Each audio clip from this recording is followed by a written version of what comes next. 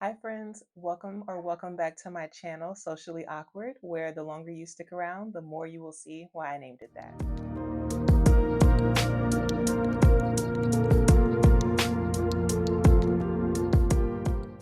Now, this video is a little bit long overdue. I made this pattern maybe 3 or 4 weeks ago. I just haven't had a chance to record it. By the way, this pattern is Sewcially.Awkward. I realize I did not say that yet. But it is described as unisex raglan pullover shirts. So basically, it's a hoodie. And I live in Arizona, and it's still very much in the 80s and 90s here. So I tried to wear it once to work and I was hot the entire time. And so I just haven't had much motivation to kind of put it on, which is like how I kind of structure my videos. I usually will make something and then wear it immediately after. So it's kind of just been sitting here, but I wanted to go ahead and put this video out for you guys as well. Again, this is Sewcially.Awkward. Suggested fabrics for this is your stretch knits only, such as Berber fleece, double knit, French terry, polar fleece, and sweatshirt fleece. And then you can use some contrasting bands. So for that, you can use rib knit fabric. As for your sizing, it goes from extra small to extra large. And then as far as notions, you will only need some cording if you decide to make view B. So that is what your line drawings look like as well.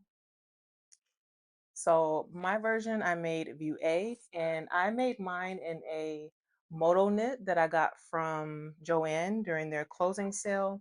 I showed this fabric on the channel before. This is again a moto knit, and it was one of their Black History Month collections.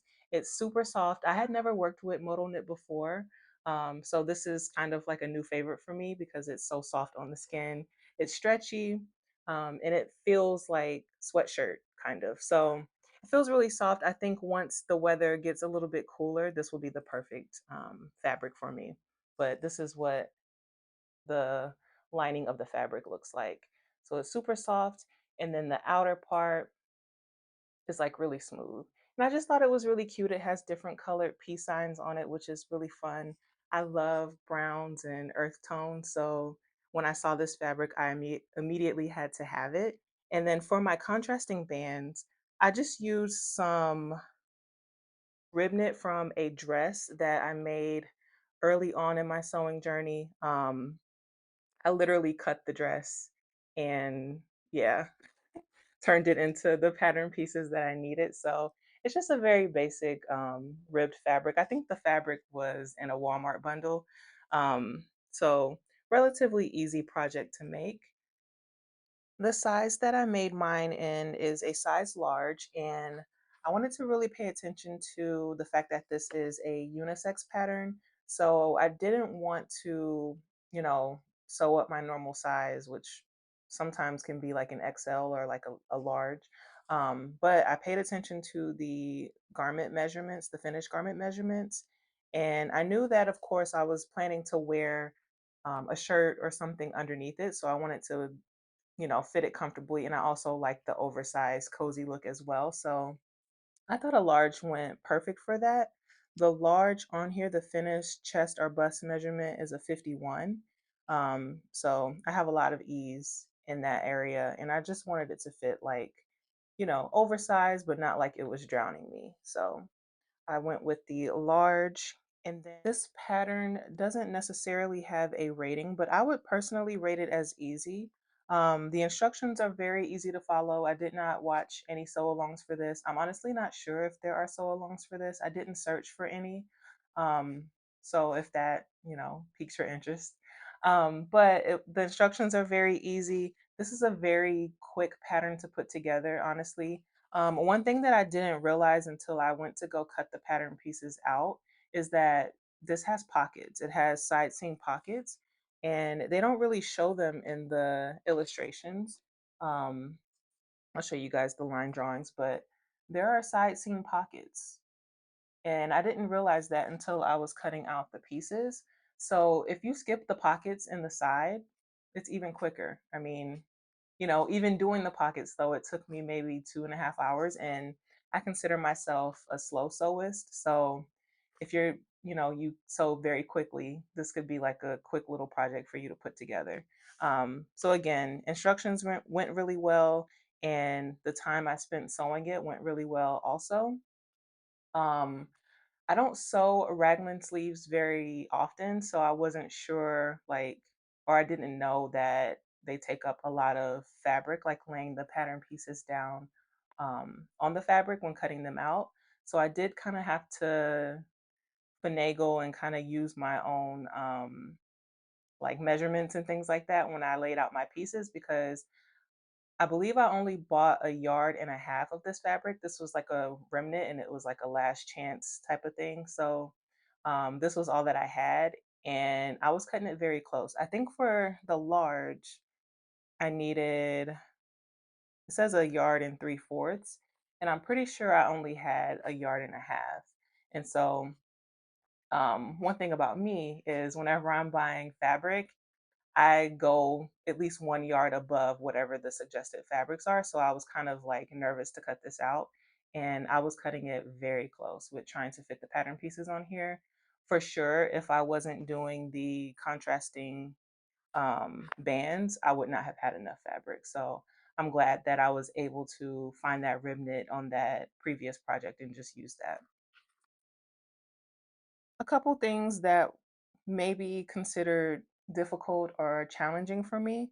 The armbands. So I had a really tough time fitting them around my machine. I mean, I know that I can take the arm off of my machine, and I did do that, but it was a little difficult sewing them in that continuous circle, attaching them. And that is a method or like a project or a step that I've done before, but it's just for some reason I kind of struggled a little bit with fitting the fabric under my machine. So I don't know if that is the sizing of the pattern piece or if that's just like a me thing. Another thing is serging the side seams. So because I attach the pockets, and one thing that I'm probably going to do moving forward, I've noticed the more that I make things that have pockets, the more I kind of see the benefit in this, is I'm probably just going to serge all my pattern pieces ahead of time and then stitch them together. Whenever I went to go serge my side seams, because I like to have a clean finish on the inside so that my garments last longer, it was really hard getting around those pockets and like those corners and things like that. So that was a thing that was kind of difficult for me, at least. But I don't think that has anything to do with the pattern, to be honest. A modification that I made to this pattern is I just added 2 inches to the sleeves. I had a feeling that they were going to be short on me. That's a modification that I do to every pattern for the most part. So I just went ahead and added 2 inches. And again, this is an oversized pattern, so I didn't want to add too much. But the 2 inches seemed to fit perfectly for me as well. And if you can't already tell, I love this pattern so much. It has made its way into my new TNT stash. I love it so much that I am absolutely going to make this pattern again. I actually already have the fabric picked out for next time, and I have shown this fabric on my channel already. I showed it a while back in like a previous fabric haul that I got from Fabric Mart. It is this double knit fabric. It's animal print, and it has mustard and brown. And the animal print, it is stretchy and it is thick. It feels like really soft and good quality. Again, it's a double knit. So I'm gonna make the main body of the fabric or the pattern out of this fabric. And then if you guys remember in a previous video, I made my sister a top in this mustard fabric. And so I have a couple pieces left over of fabric. So I'm going to try and cut the bands out of this mustard rib knit fabric that I got from Hobby Lobby. And I think the two of these will go together very well. I think the mustard brings out the mustard in the animal print, which is really cute. Or I can also see me using brown as well. So if I don't have enough remnant pieces of this fabric and I end up having to buy some more, I may just go ahead and buy brown to match this as well and just kind of see what looks better once I have it.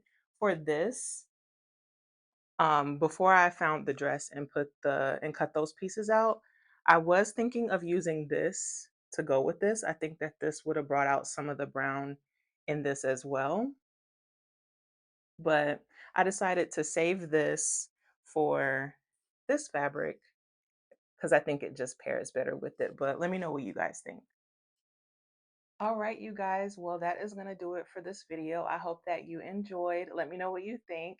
And definitely stay tuned and subscribe if you have not already, so that you can see how my next version of this comes out with that animal print. And make sure that you like this video. Leave me a comment down below, and I will catch you guys in my next upload.